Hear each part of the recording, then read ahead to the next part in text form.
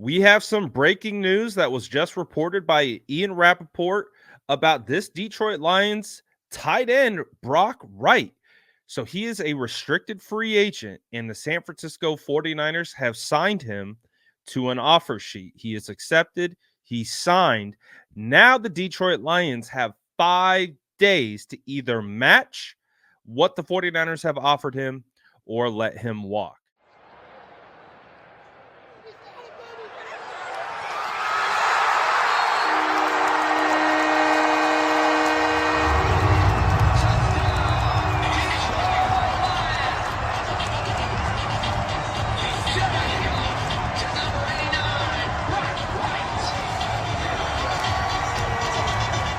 So one of the things with RFAs is they are typically tagged with tenders. And what that means is if a team comes and sign the player, depending on that specific tag, the team that potentially signs him away, if they do successfully do that, they would also have to give up a draft pick. For example, Juwan Jennings was tendered at the second round level, which means if a team gave him an offer sheet, he signed it, and the 49ers opted not to match, the 49ers would get a second round pick for Juwan Jennings signing elsewhere. The beauty with this situation is he was tendered at the original round level, but he was an undrafted free agent. So what does that mean? That means if the Detroit Lions opt not to match the San Francisco 49ers deal, the 49ers get him at no trade compensation, meaning they don't have to give up any draft picks. They just sign him for the particular deal that he agreed to, and that's it.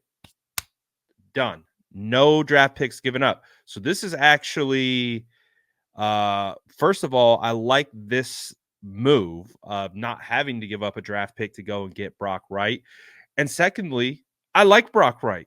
I think this is actually a phenomenal move. I would imagine that the deal isn't crazy or anything. He's coming in to be a tight end too. And the 49ers might have a real option of getting him onto this roster because the Detroit Lions have Sam Laporta.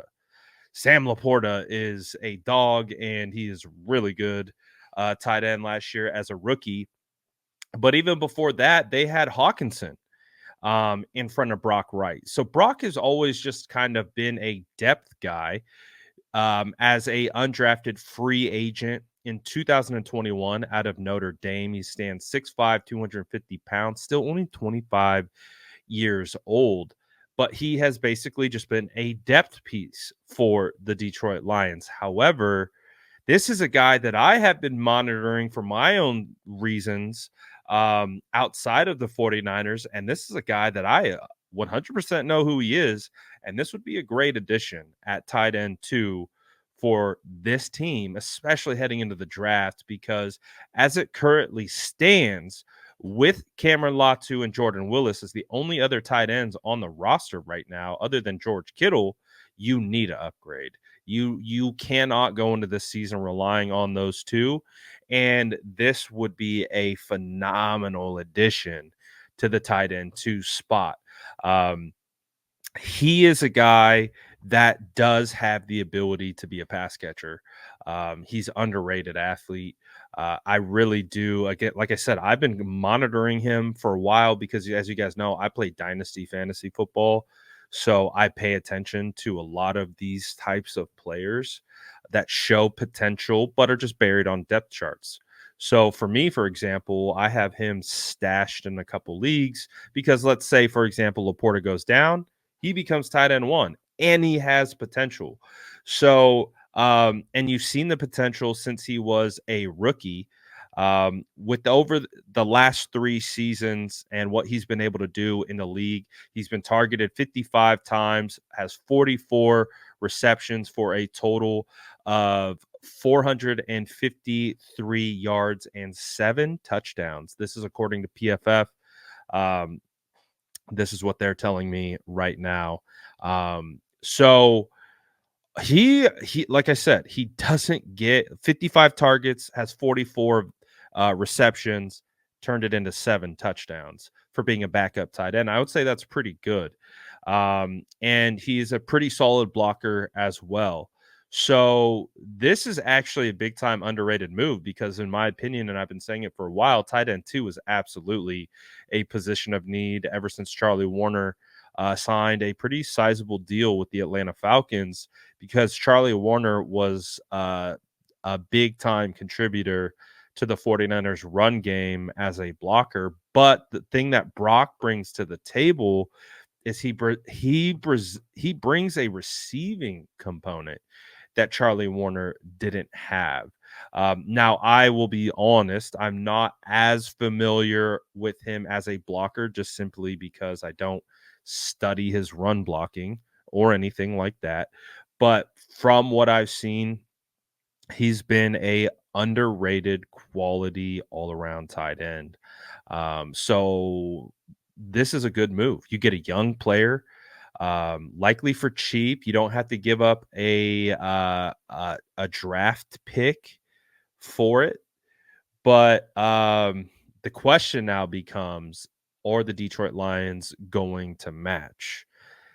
That becomes a little questionable of if we can actually pry him away from the Detroit Lions. Because remember, he will be coming to the NFC. He will stay in the NFC, and will have to face off against the the Detroit Lions, maybe again in the playoffs. So the Detroit Lions do have two other tight ends outside of Laporta on the roster, and Shane Zylstra, as well as James Mitchell. So they could potentially just let Brock Wright walk, depending on the contract that has been given up by the 49ers that he signed. But he is a tight end too, and could present value for the Detroit Lions. So they could theoretically match, and the 49ers would be out of luck in that regard. But not going to lie, I like this move. I hope it goes through. The Lions now have 5 days to match the 49ers contract offer, in which, if they do so, they retain his rights. But I hope they don't. I hope we can land this guy. I hope he can make it onto the roster, because I think he's an underrated player. And I've thought that since he's been in the league. So, and I think he would be a great fit for the 49ers and what they're trying to do. So let me know what you guys think about this. First of all, do you think the Detroit Lions are going to match? Do you think he makes his way on to the 49ers? And if there's anything you know about him, what do you think about this move? Let me know in the comments below. And as always, make sure to like and subscribe for more updates.